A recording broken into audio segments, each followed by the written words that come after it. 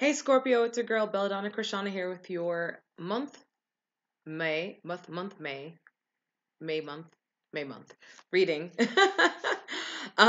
So basically I am trying some new things. I have usually I do these readings at the in the middle of the month, but I just kind of started feeling like perhaps I wanted to try doing these readings at the beginning of the month and kind of see how it goes.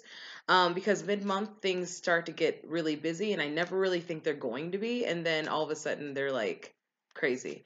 So, anyway, so we're going to try this. We're going to try doing this at the beginning of the month instead. So, welcome to May. This is your girl.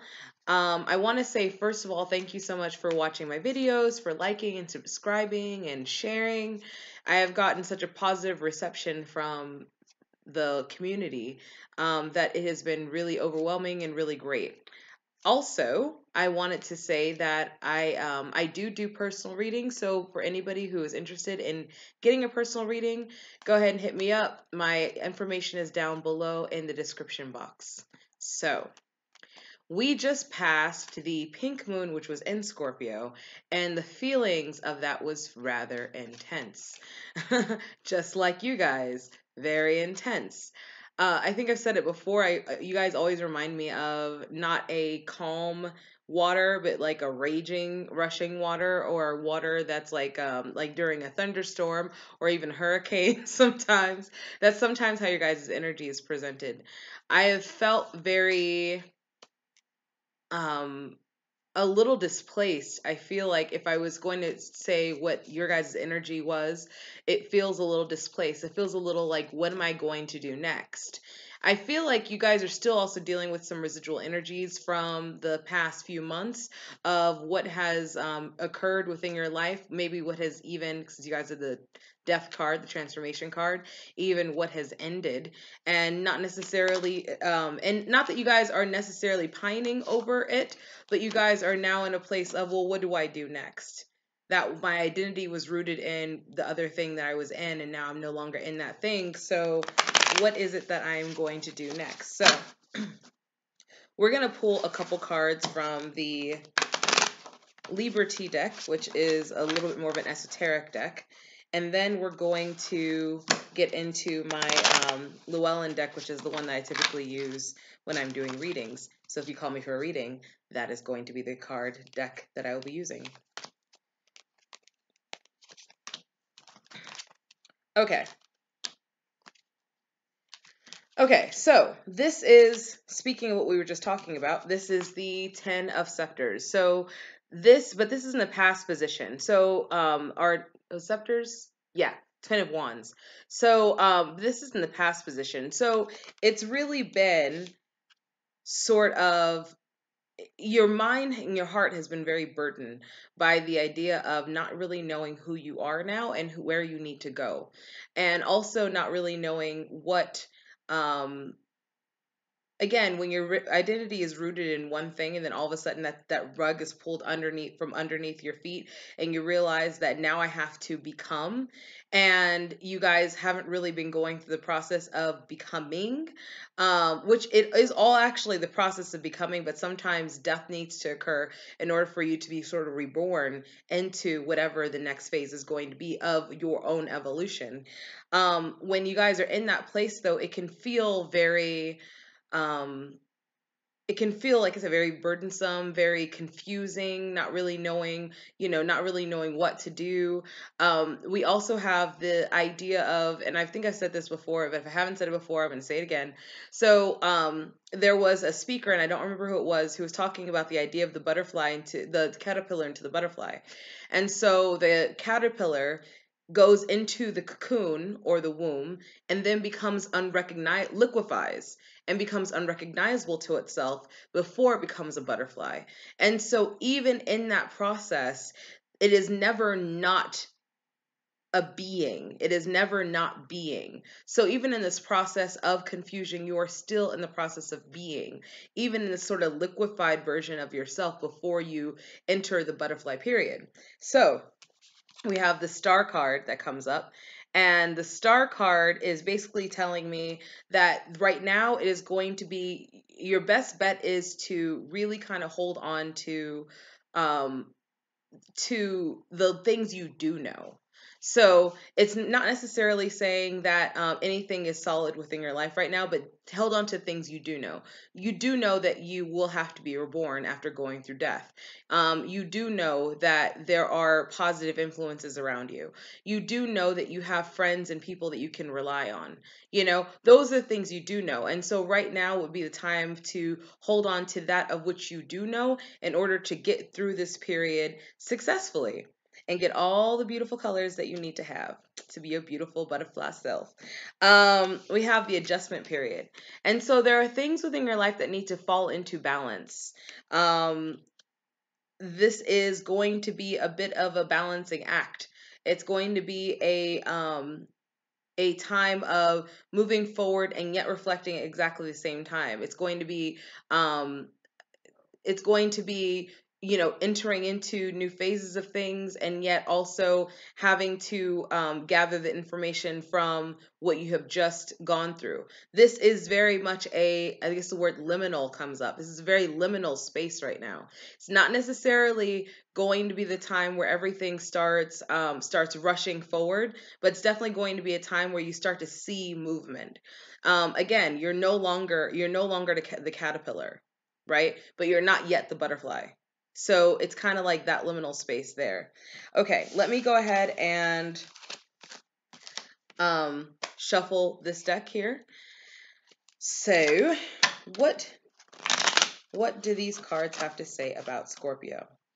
What do these cards have to say about Scorpio? This is going to tell us what's the energies that are coming up, the energies that we should look out for. This is going to tell us about, possibly people around us, etc. Okay, so we're going to pull 6 cards from this particular deck. I feel like one needs to go right there.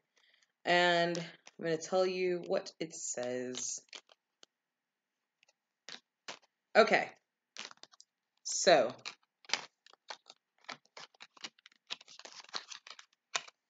all right. Okay. All right. So we have the 4 of Cups in reverse. You see that here? And so this is very much talking to me about you guys are starting to see a few blessings here and there within your life, but you're still on some level pining over something that not pining. I don't think pining is the word. It's not like you want to go back. It's just that perhaps you're feeling just a little bit jaded, maybe. Feeling a little bit like, although there are some good things happening, that some things have started to move forward, that some things you've been working on, you kind of start to see the fruit of. They're not exactly all the things that you want quite yet, and that can be a little bit of a frustrating place to be in. We also have, let me move my cursor so it doesn't turn off my video. We also have the 7 of Swords in reverse. And so this is speaking to me about you guys realizing that now it's time to do the right thing, whatever that means. So within your life, if this was a relationship situation and perhaps you weren't quite being that honest, now is the time you're going to want to start to be honest.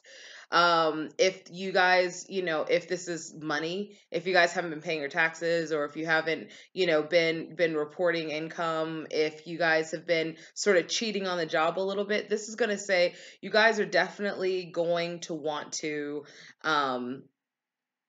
really kind of take a more honest approach to how you live your life, because this is going to come in the future and this is going to bite you straight in the ass if you don't.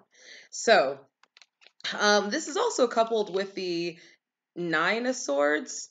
So whatever it is that you need to clean up in whatever area you need to clean up your act, it is also a source of worry, maybe even depression. And it's almost like by coming clean, by actually doing what needs to be done, it's not going to be an easy process or an easy road, and you kind of know that. But we have the 10 of Rods. We have the 10 of Rods. And but this is in reverse. And so this is telling me that although right now in your mind you think, oh my God, but if I come clean, it's going to ruin everything. The Ten of Rods says to me that it's not that it won't further the process of transformation that's happening right now, but it does say, however, that there will be an unburdening. So you've been carrying too much, and this will be definitely unloading and unburdening.